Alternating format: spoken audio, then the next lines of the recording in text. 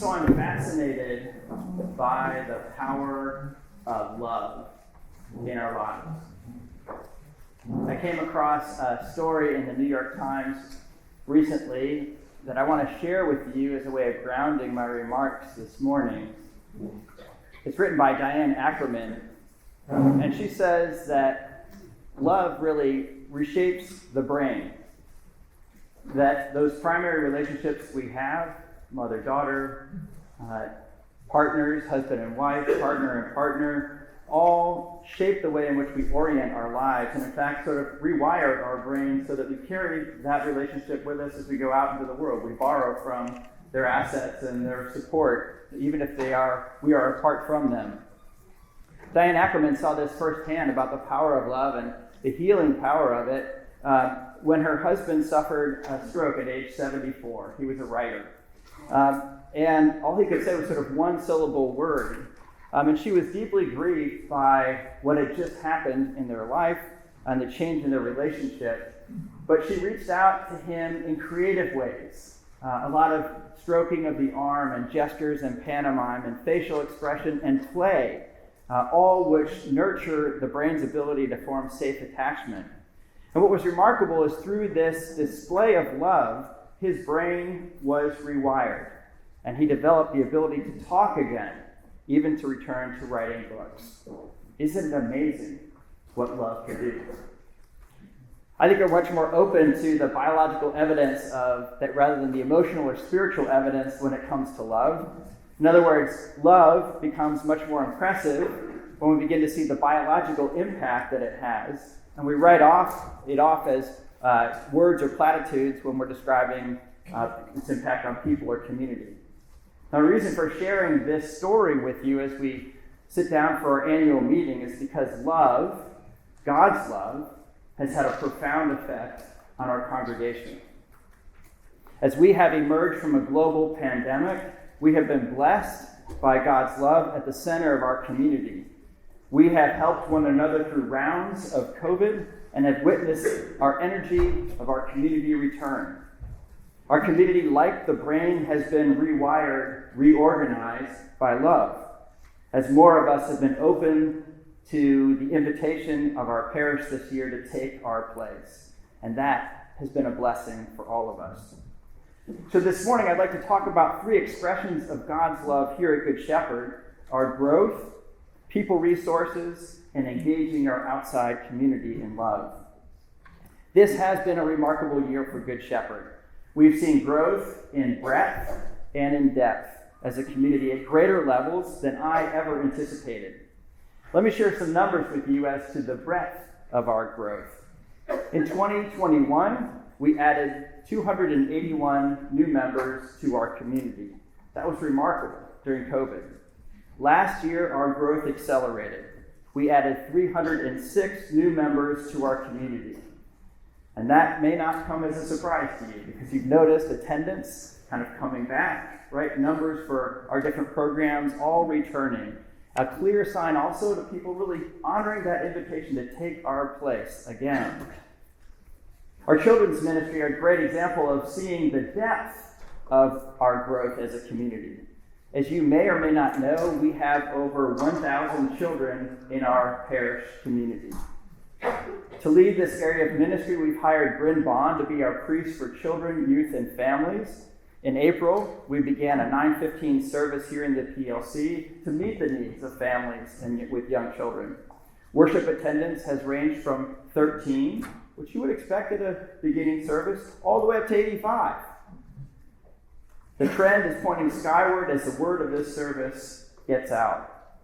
However, one would think that this would reduce our overall church school program. Families are coming here. What would happen to our church school program during the 10:30 service time? That has not been the case.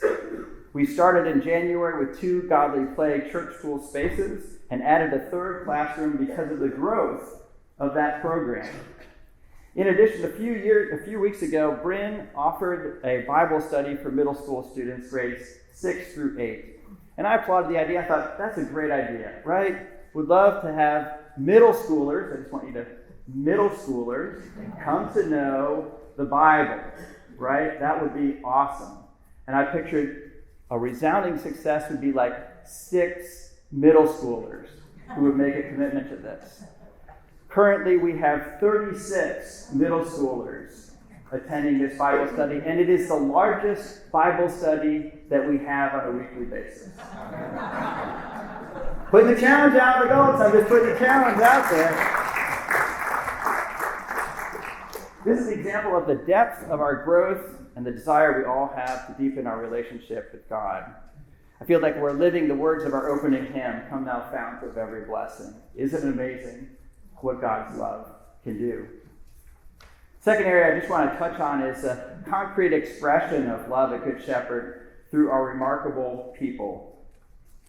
In addition, an additional blessing this past year was to have 3 new priests join our staff.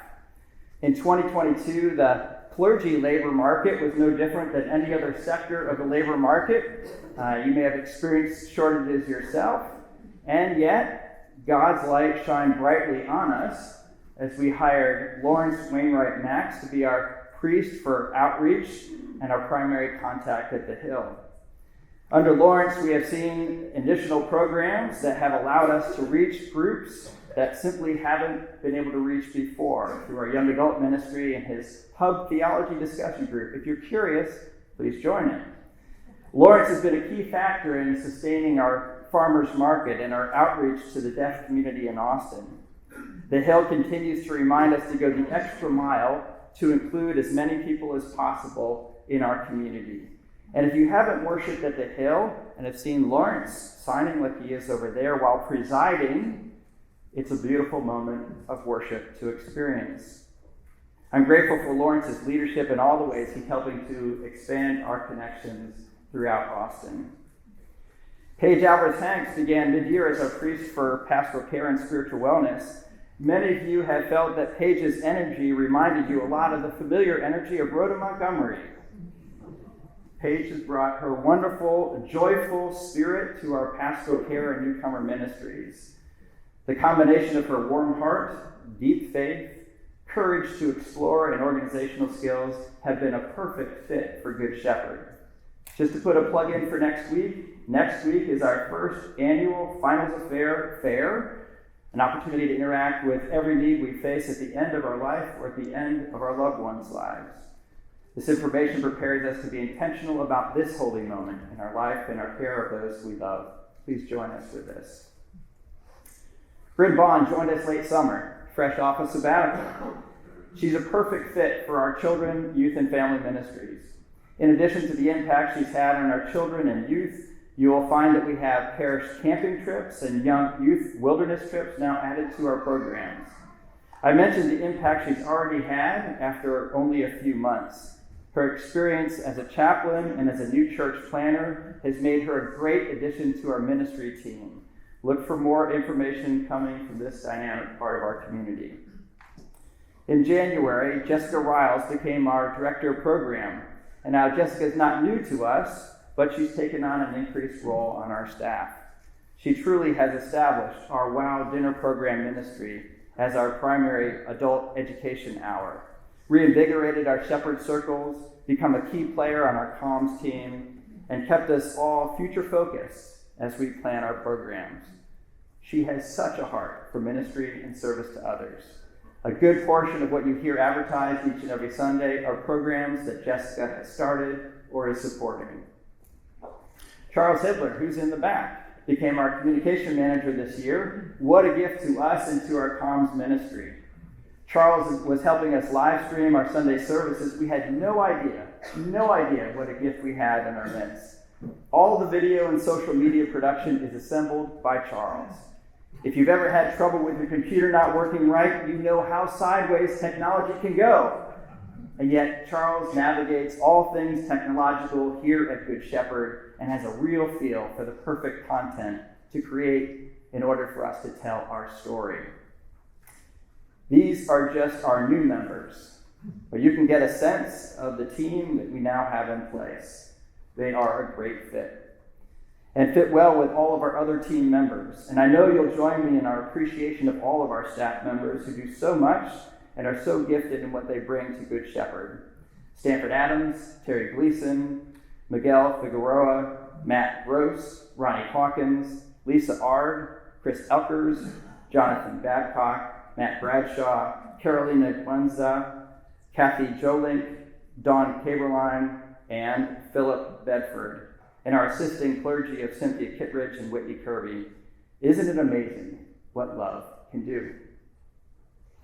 One of the issues raised in our strategic plan is how we coordinate and use our staff and volunteer resources well and avoid burnout. Factors of unrealistic expectation, coordination between our ministries, and isolation of leaders can all contribute to feelings of being overworked. But this year we put in place a simple ministry structure called ministry groups to address this very issue that is present in most congregations. We gathered all our ministry leaders into 6 ministry areas, and I'm grateful each one is headed by a ministry group chair.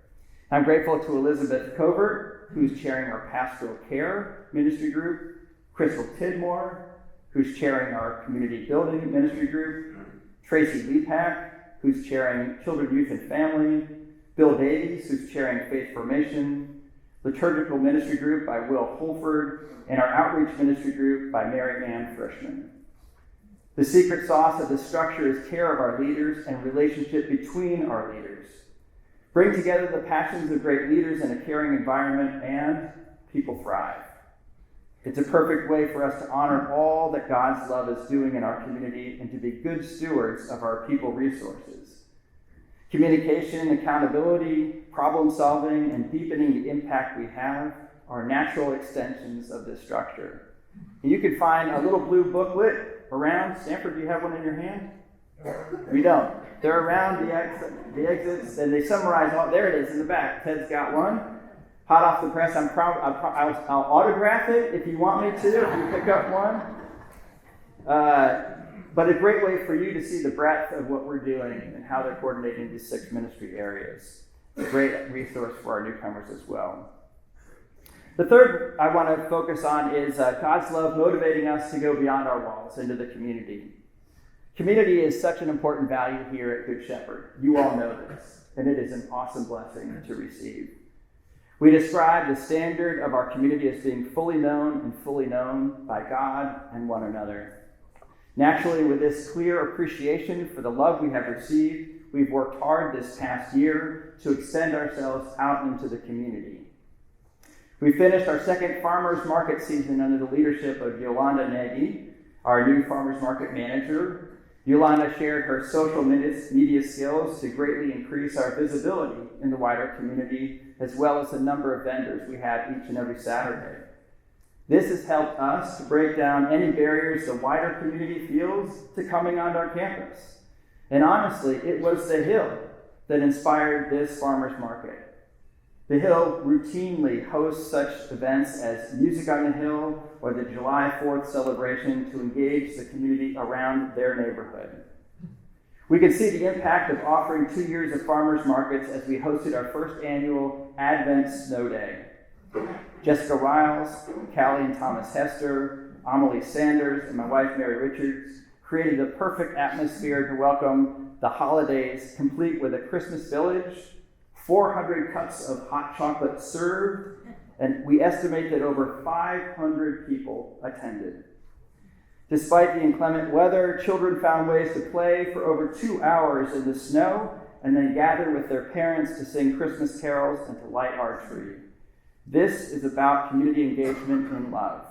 How exciting it is to see this impact, all because love is at our center. Our effort to bring love to others goes well beyond our campus. This year, those who regularly gathered at the Hill through the love in their hearts felt a level of compassion for at-risk students that disturbed and motivated them to build relationships with Allison, Linder, and Wyndon schools in their area. Those leading this ministry have engaged all of our community, both campuses, to serve, and listen to this, 1,167 students this year through school supplies, student events, teacher appreciation events, as well as being reading buddies, mentors to students who need a little more encouragement. You may remember last year we had a stewardship challenge to raise an additional $200,000 to help the support of Tiny Homes work and the Other Ones Foundation and Community First Village. While we were able to contribute a portion of this, a group of 4 parishioners got together and raised over $400,000 to build one of the community centers at Camp Esperanza. And I want to thank them, Gene Shepard, Kelly Cunningham, Scott Ferguson, and Jeff Mucci, for their persevering leadership. And thank you for all who contributed to this effort. It was my hope as we began last year, given the city's collective focus on homelessness following the reinstatement of the camping ban, that we could say that Good Shepherd played a role in helping to resolve homelessness in Austin, and we can definitely say yes. If you haven't seen the recent outreach video on social media, please take a look. It is very impressive what we are doing as we reach out in love into the Austin community. There are many, many ministries and people that I have not mentioned, but who also express in remarkable and tangible ways our vision to offer the experience of being fully known and fully loved. I want to thank them and want to thank you. Please know that we are growing, caring for our growth and people resources, extending the love we've been blessed with to create new connections, ministry, and relationships in the wider community. Isn't it amazing what love can do? Thank you.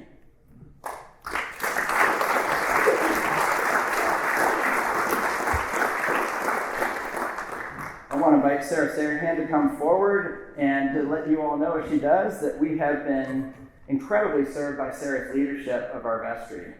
Her faith and her love for Good Shepherd and all we do is incredible. She's been so generous with her time and her support of the many programs happening here at Good Shepherd. So Sarah, we have one of the arrangements down here as you come up. I want to give to you. You're going to see that quite a bit tonight. All right, there we go. Here, I'll put this. I want to thank you for your leadership.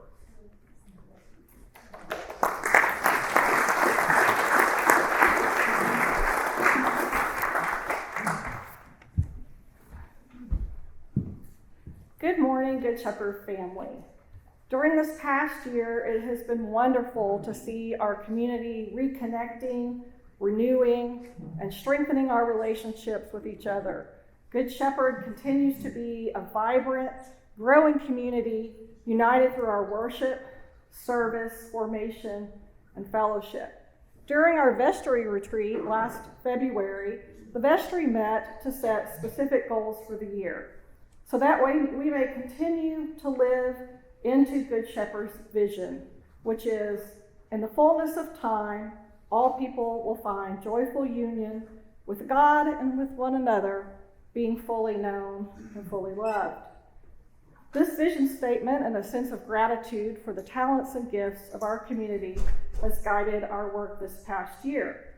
Working with Channing and staff in partnership, our first goal was to implement a new ministry group structure, but that by the end of the year there would be established, staffed, and communicated to the parish.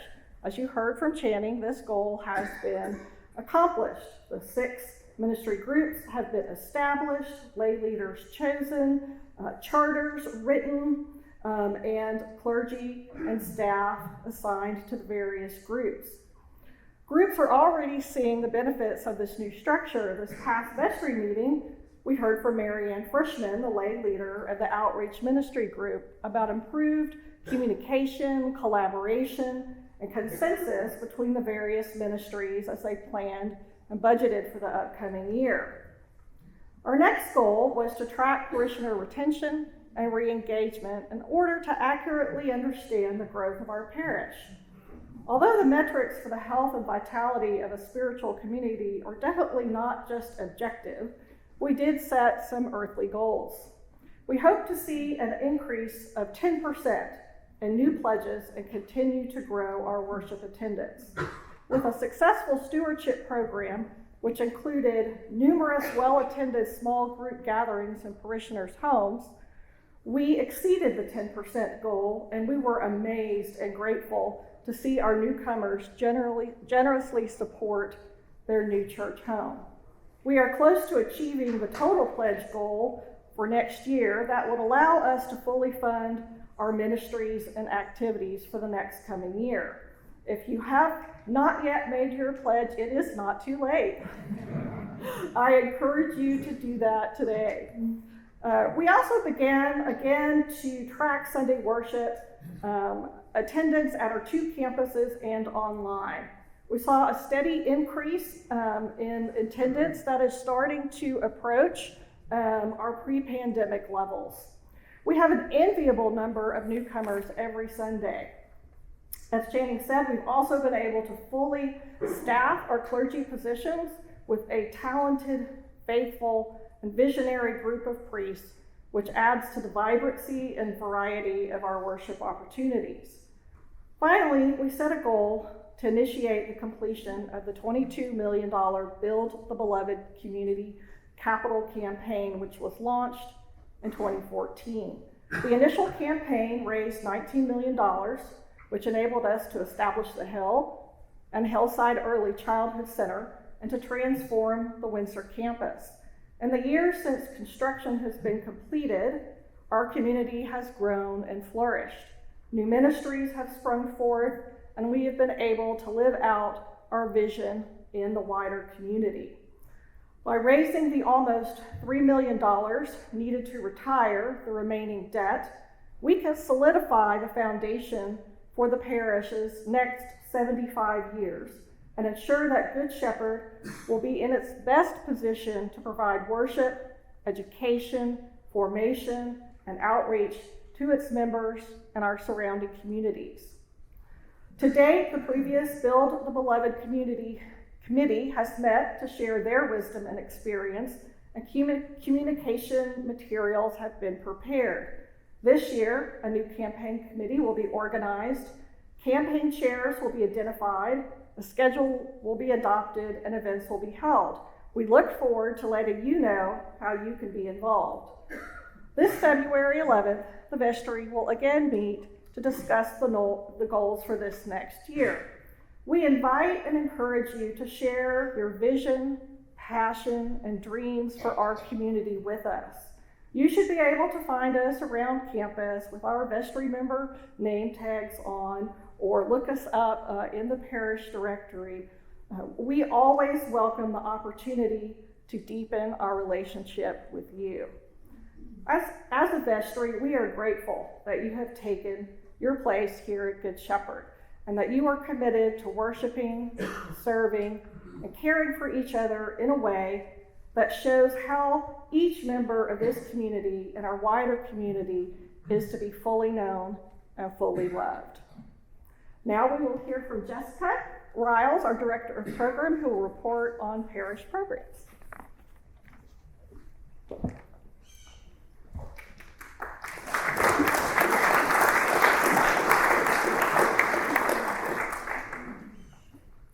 My family and I were newcomers to Good Shepherd in 2013. I was baptized and confirmed here in May 2014, and our daughters were baptized a few months later in August 2014. This is home. It was in the Godly Play classroom right in this building over here where I first recognized my call to step into full-time ministry. I was honored to accept Channing's offer to become our children and family minister in fall 2020. And now my 1-year anniversary as Director of Programs is coming up on February 1st. So thank you all for celebrating with me today. When thinking back to this time a year ago, I remembered an email that I still have saved from a dear friend who is unfortunately no longer with us. When my new role was announced, Kay Smith was one of the first to reach out and say congratulations. Kay and I became acquainted when we were paired with our spouses in the same shepherd group in fall of 2017.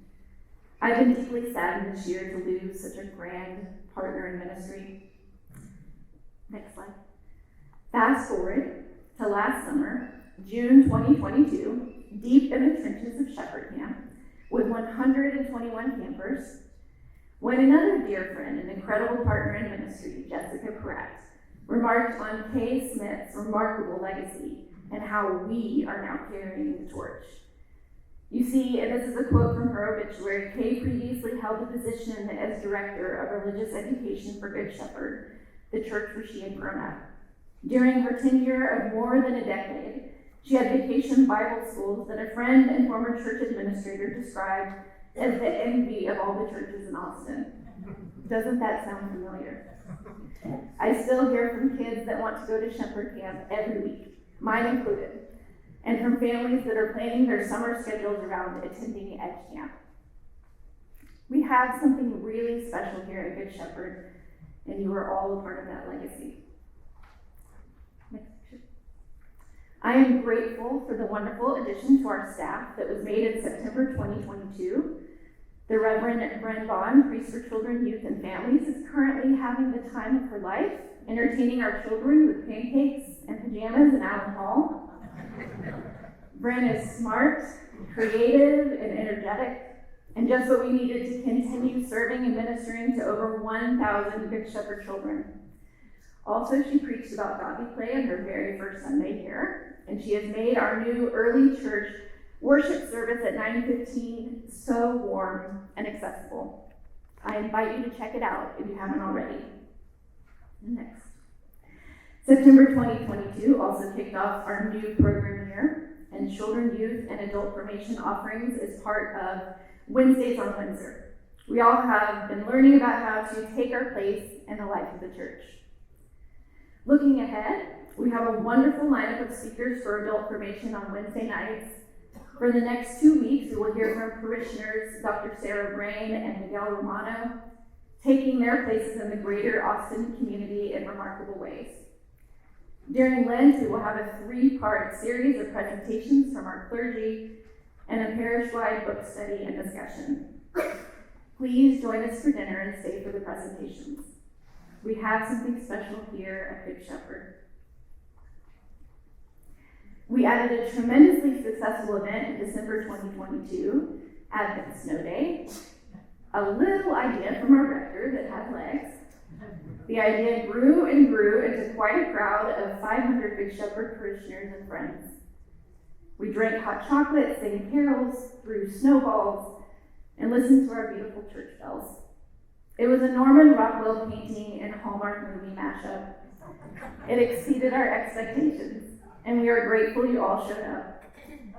We dedicated the event to Kay Smith and certainly could feel her beating. We are carrying that momentum into 2023 and will absolutely have a second annual Advent Snow Day in December. Planning for that event and many more preceding it are underway. If you are looking for a way to take your place in the life of our parish, if you're curious about Alpha, Shepherd Circles, the Racial Healing Ministry, Mom's Bible Study, or anything else God has put on your heart, please see me as a resource and guide. Thank you.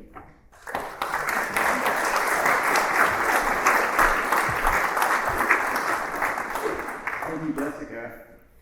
Hillside Early Childhood Center is our school located at the Hill.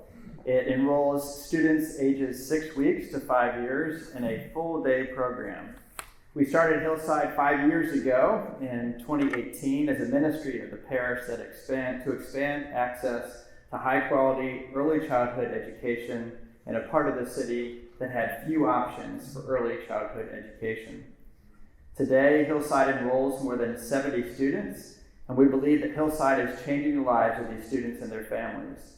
We are so proud of the school and its mission, and I'm pleased to introduce Suzanne Garza, our head of school for Hillside.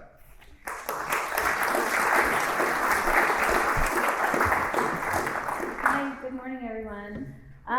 This is my 5th time to stand before you and talk about Hillside, and the first time I was here, we had no school to talk about. So as I was preparing for this and just kind of looking through the different presentations that we've had here, I just kind of realized that we have just really become such a special place, and we have things that now we can say this is our annual events that we do. And if you notice the slide behind me, one of our 5-year-olds who's going off to kindergarten recreated our logo that Carolina developed over 5 years ago, and so we're switching to that because she did such a great job. And you can see this is kind of an example. We serve infants all the way up to 5-year-olds going off to kindergarten, and so you can see one of our kindergartners getting ready to make that leap in August is on this slide, and then one of our new friends that just joined us recently. Next slide, please. So this year in review shows a little bit of just kind of a taste of the things that go on at Hillside. And like I said, we're repeating events. We're having things happen more than once now, and it's really amazing to see that happen. We do an annual art gallery. We have welcomed chickens onto our campus. We do teacher appreciation days. We have several service learning projects that we do with the children. We do coats for kids. We make placemats for Meals on Wheels. We have just created a community of children and families that are involved, and it's wonderful to see it all happening. We do our over the hillside graduation ceremonies when our kids make that educational journey, and we had one here today. One of our graduates who's now in kindergarten this year was here earlier. But those are just some of the things that happen at Hillside all the time. Next slide. Our Hillside Under the Stars event is our annual spring fundraiser, and I'm looking out and seeing so many people that have been such an integral part of that, and I thank you all for coming out and picnicking with us on the hill. It's such an amazing event. This is last year's event, and our celebration this year will be April 13th. And so save the date, and we'll be sending out more information about that. But it's our time to come together, for both campuses to come together and celebrate Hillside and raise money for the accessible early childhood education that we're able to provide for all families. Hillside Sunday. Hillside Sunday happens every October, and it's our opportunity again to celebrate the community that we've built at Hillside. And it's just a wonderful event. This year, I think we had probably 250 people join us for that celebration. And it's just been something that has, year after year, just been a really wonderful community gathering for all of our campuses. These are our classrooms. We have since last year, we've opened 2 new classrooms. So we have a total of 7 currently, and that growth is kind of as far as we can grow right now. We have used up all of our classroom space, and we are just so excited to share that. We started in our first enrollment with 6 families, and we're up to 73 now. So it's been an incredible journey. We survived the pandemic, and we're continuing to grow. Next slide, please. So at an enrollment now of 73 children, we have a proposed enrollment in March where we should have 81 kiddos at that time. And remarkably, we have just as many kids on our waiting list now. The demand has just gone crazy in our area, and we not only are serving families that can pay full tuition, but we have 15% of our population either on the Workforce Child Care Subsidy Funding Program or are on some type of scholarship. So we're really proud of those numbers and how we've been able to balance that kind of reflective of the neighborhood around Hillside.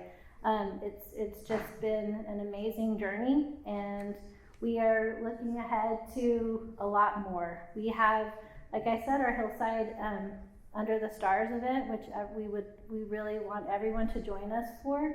It's happening April the 13th, and we're hiring, we're keeping the growth happening, and we're just really excited with all of the things that we're seeing happening right now. So keep that date open, and we hope to see you for that spring fundraiser. Thank you.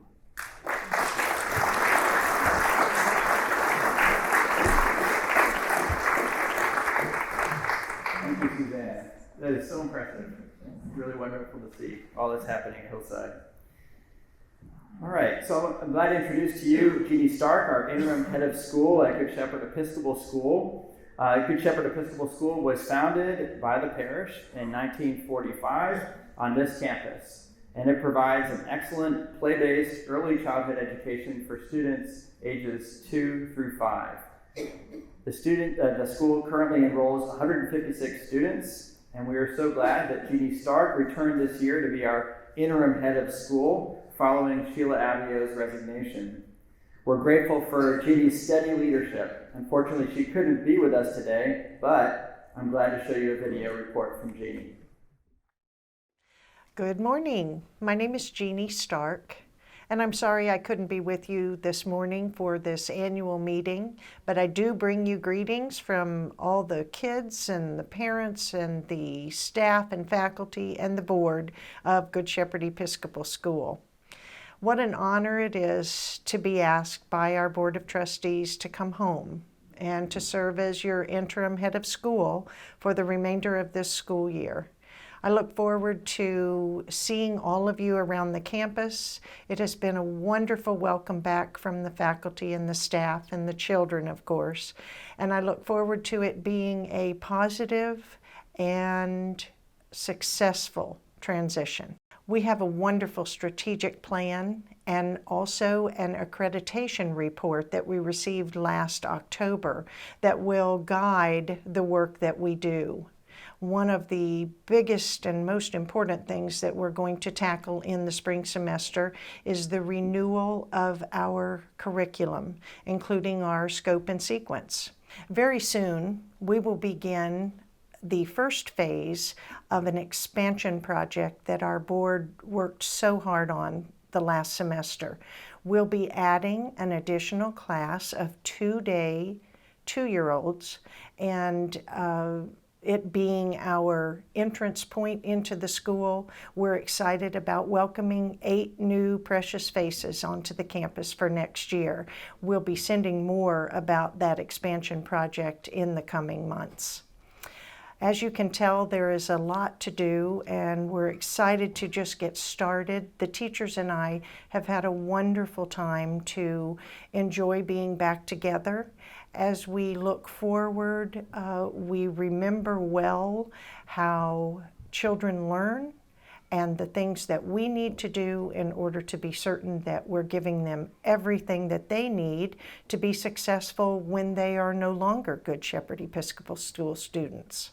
The school's leadership transition and the ultimate selection of a new head of school is being led by our Board of Trustees, and they are working thoughtfully to be sure that all the needs of the school are met during this transition time. The ways that we have handled the changes reflect only the dedication and the devotion to the school that we all have, and we know that working together we'll be on the other side of this stronger and better than we've ever been. I'm pleased to tell you that our school is fiscally sound, and that is due to the generosity of our parents, which is ongoing year after year after year. We appreciate so much the trust that you place in us to love and to teach your children, and every year we realize your generosities are those things that make us the school that we are today. And to the church family, I would just like to say, we appreciate you. We appreciate your prayers and your support of everything that we do, from the classrooms to the hallways to the playgrounds to the church. All the time that we share those spaces with you, there is joy and there's laughter coming from every child on this campus. That we cannot say enough how much we thank you for that support and for just the times that we can spend together. This is one big family, and I, for one, am so grateful to be back among you, to be leading your school, and to be blessed by the love that you share with us. Thank you so much.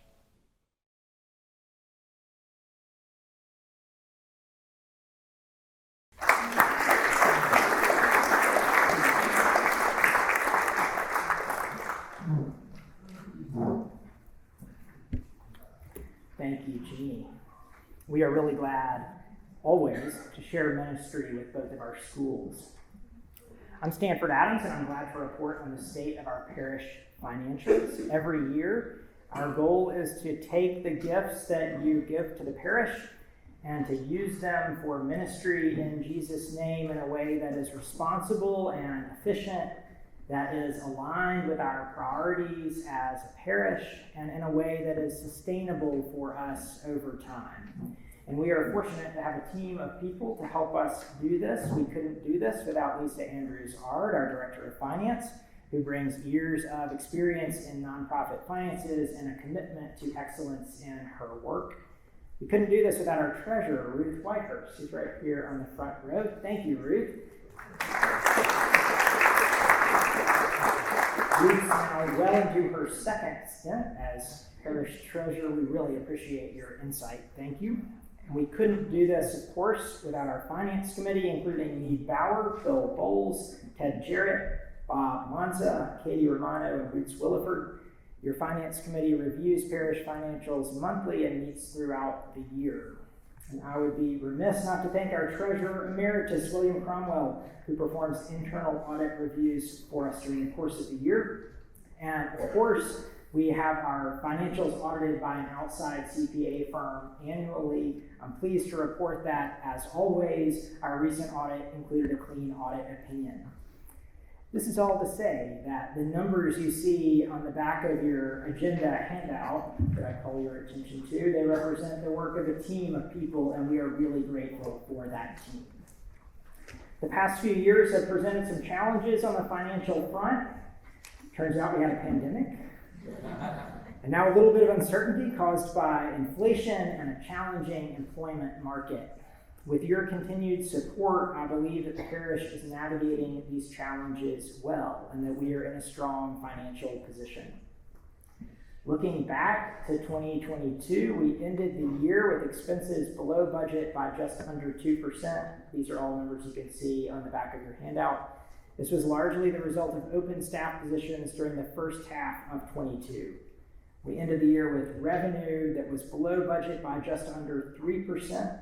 The total amount pledged for 22 came in lower than the amount that we budgeted for pledges, and non-pledged giving was somewhat lower than we budgeted. This resulted in a modest deficit for us in 2022. In any given year, we're comfortable with the deficit of this amount, and we are currently well above our target for unrestricted cash on hand. But of course, we can't run a deficit every year. Over time, what you give to the parish must be equal to or greater than what we spend. Or we will reduce the scale and scope of our ministries so that our expenditures are equal to what we give. On your handout, you can see that as of the end of the year, the Memorial Endowment Fund had assets of just over $2.6 million, and we had a principal balance on our debt of just under $2.5 million. This is the debt that remains from our recent construction. Looking ahead to 2023, the 23 budget on your handout is the budget recommended by the Finance Committee and adopted by your vestry. It includes expenditure growth of just under 8%, reflecting the effect of inflation on our expenditures. We are fortunate to have a full staff team. This is the first time in a really long time that we can say that. And retaining our staff is an important goal of this 2023 budget. You know, we conduct our ministries primarily through our people, and it means that our ministries can fire on all cylinders. We can take advantage of the growth that we're experiencing and build on so many strengths that we have as a community. But it means that giving must grow as well. This 2023 budget is not yet fully funded. We are, as of right now, about $118,000 short of the pledges that we need to fully fund this budget. This is an amount that is well within reach for our parish. This is not a stretch goal. But until we receive those pledges, we're going to keep expenses below budget. This will mean, over time, reductions in ministries that we care about. We don't want to do that. So I'd encourage you, if you haven't made a pledge, please do so. This is a goal we can reach, and we are well ahead of where we were with pledges in hand as of this date last year. So we were already well ahead of where we were on this date last year. So we can reach this goal. You are so generous to this parish. And it is your generosity that powers everything that we do. You know, before I came to Good Shepherd, I might have looked in from the outside and thought that there was some kind of magic that funded and enabled the ministries that a place like this gets to share. That there was some kind of magic support for ministry here. But I can tell you, there is magic and there's not magic. There's no magic source of money. The magic is you and your commitment to this place. Your giving each year enables everything that we do. And the total of what you give each year, we total it all up, and that is what we have to spend on ministry. So thank you. Thank you, thank you for your support of Good Shepherd, for keeping our financials healthy and our parish ministries strong. And I'm happy to turn the meeting back over to Chandler.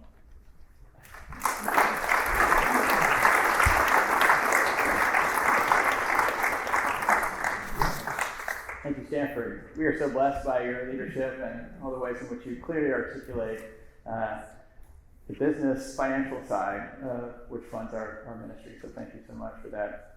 I want to announce to you that John Pitts is, John, you want to go ahead and stand up? John is, I guess today, pending any sort of notion, there he is.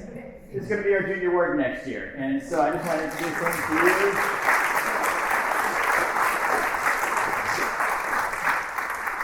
John brings a ton of experience.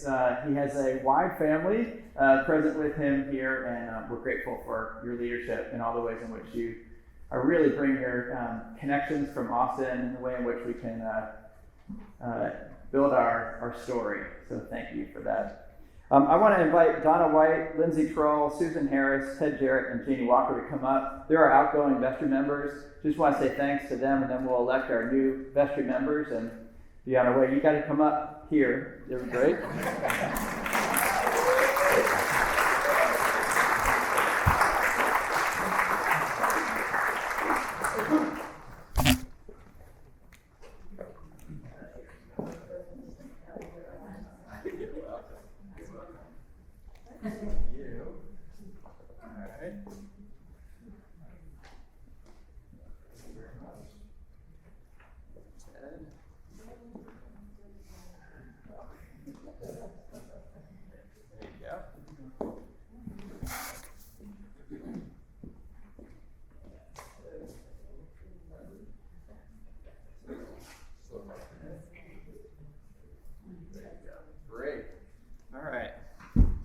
I want to say a little bit about each one of them because people are gifts, and it's amazing to really see Christ in others. But when you work alongside of them on issues that we do in the vestry, you really have an awesome view into that. So I just want to honor that with a few comments.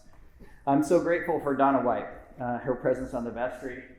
Donna is a dedicated presence in our worship community at the Hill, while keeping us aware of this growth as part of the overall Good Shepherd community. She's also an advocate for our whole community and how well our two worship locations work together in mission and in ministry. In addition, Donna has been tremendously helpful in reminding us of the potential of our outreach programs to area schools called the Hill Community Ministry. Her attention to detail and comprehensive understanding of our parish ministries will be missed on our vestry. Thank you, Donna. Lindsay, and we can applaud at the end. Lindsay Troll. No one on our vestry embodies the history of Good Shepherd like Lindsay Troll. She grew up here at Good Shepherd. Her dad, Don Hammond, was a strong leader through some challenging times and times of expanding our campus.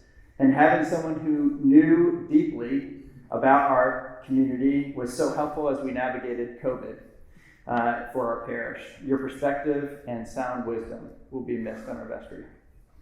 Susan Harris. In addition to being on our vestry, Susan was the outreach chair who launched our first ministry group. She's helped us draft the charter for our ministry groups and advocated for the importance of this structure. Her heart calls her to advocate for our seniors, and her soul is fed by the theological reflections of the EFM. She is cool under pressure and is a great solution finder. Your can-do spirit, Susan, will be missed on our vestry. Ted Jarrett. In addition to being on the vestry, Ted was also the Good Shepherd Episcopal School Board trustee and treasurer. His final year on the vestry was as our junior warden. The time that he has given to Good Shepherd Church and School has been incredible. And it is a very engaged participation. Caring, thoughtful, and helping to move things forward toward a good end. Ted can zero in on the issue at hand immediately, and I can't tell you how helpful this has been to our work. He is passionate about Good Shepherd, and Ted, we will miss your leadership. And Janie Walker, you are someone who is always seeking to know and further understanding for yourself and others. You seek dialogue first. You never assume that what you hear is all of the story. And you frequently ask, what perspective is missing from this conversation? You have attended our WOWs and supported our adult ed offerings. You made sure to support and to know just about everything possible at Good Shepherd and spread yourself incredibly thin by doing it. I can't thank you enough for your strong and fair leadership, and I'm so grateful to have you as part of our community. Would you please join me in showing our appreciation for all of our vestry members and your service to Good Shepherd.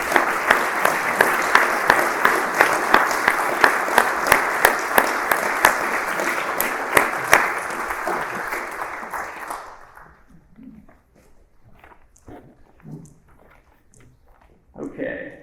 Each year, our outgoing vestry class becomes the nominating committee that you saw up here to nominate a slate of candidates for our incoming vestry class.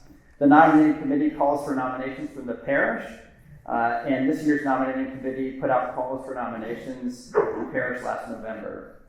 The committee receives your nominations and then looks to nominate candidates who represent a variety of perspectives and interests within the parish. The goal is to have a vestry that represents breadth and diversity of our large parish, and we believe that our nominating committee has achieved this goal. So I'm pleased to introduce to you our candidates proposed to you by the nominating committee, and if they would please stand. Bill Davies, Elizabeth Ann Gates, Sarah Hagelin, Will Jones, and Suzanne Wolfram. You have biographies of each of these nominees in your bulletin from church today, and I am so grateful for your willingness to join our vestry. So, and you may sit down. I'm also pleased to introduce, because we're just about to vote for the whole slate, candidates for our diocesan council delegates. And if they're in the room, would they please stand? These four candidates are nominated to represent the parish at the meeting of our diocesan council next month in Galveston. And they are Sarah Sarahan, Taylor Bowles, Beth Cherrier, and Trey Duck. We will be served well by their participation. So I move to close nominations and to elect a slate of candidates nominated for officers: Sarah Sarahan as senior warden, John Pitts as junior warden, and Ruth Whitehurst as our treasurer for the new vestry members and diocesan council. So I invite you, all those who are in favor of this slate, please say aye. Aye. Opposed, nay. Good job. Congratulations to our candidates, and thank you for your ministry.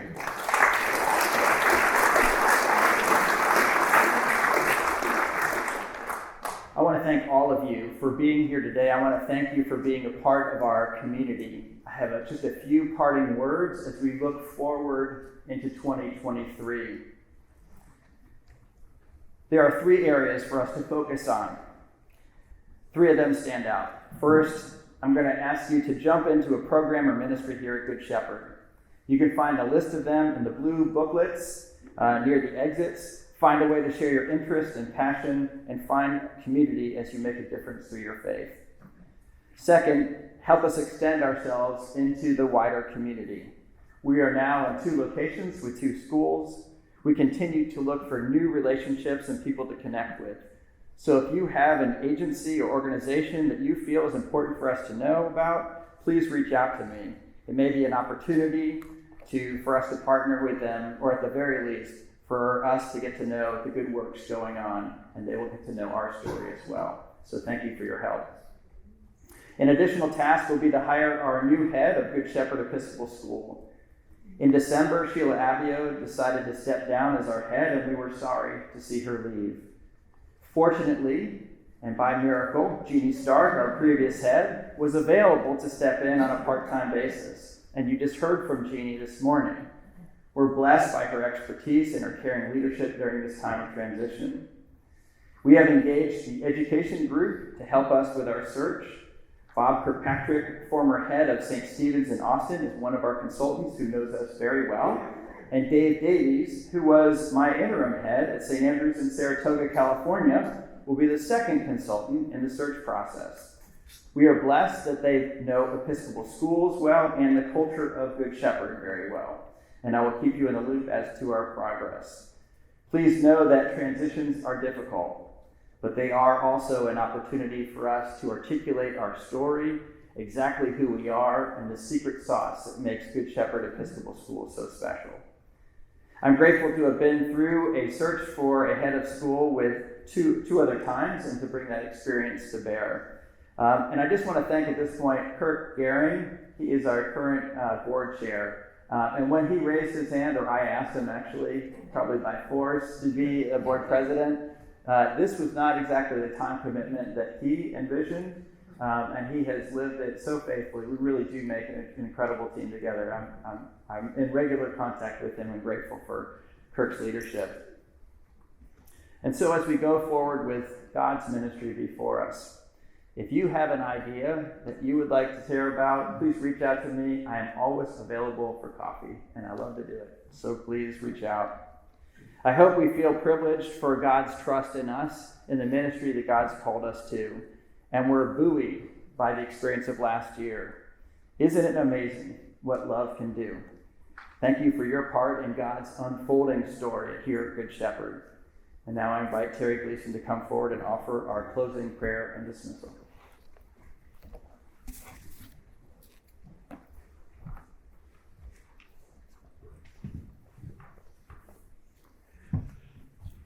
The Lord be with you.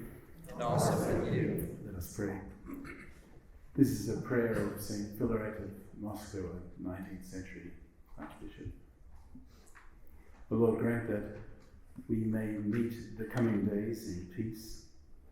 Help us in all things to rely upon your holy will. In every hour of every day, reveal your will to us. Bless our dealings with all who surround us. Teach us to treat all that comes to us throughout the day with peace of soul and with the firm conviction that your will governs all. In all our deeds and words, guide our thoughts and feelings. In unforeseen events, let us not forget that all are sent by you. Teach us to act firmly and wisely without embittering and embarrassing others. Give us the strength to bear the fatigue of the coming days with all that they shall bring. Direct our will, teach us to pray, and pray you yourself in us. Amen. Amen. Thank you, Terry. Is there a motion we adjourn? Is there a second? All in favor? Aye? All right. Thanks so much for being a part of Good Shepherd and for sharing your time with us today.